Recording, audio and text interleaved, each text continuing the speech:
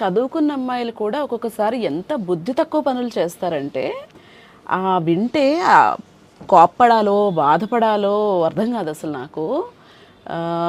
ఈ అమ్మాయి 21 years old, చదువుకుంది, డిగ్రీ చేసింది.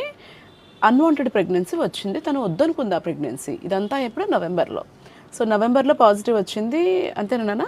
నవంబర్లో పాజిటివ్ వచ్చింది. డిసెంబర్లో అన్వాంటెడ్ ప్రెగ్నెన్సీ అంటే ఏం చేయాలి? గైనకాలజిస్ట్ దగ్గరికి కదా వెళ్ళాలి.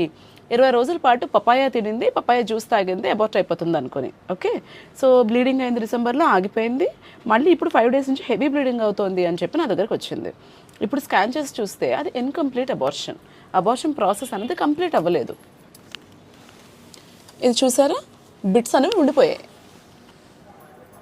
ఇలాంటివి చేయటం ఎంత డేంజరస్ బాడీకి.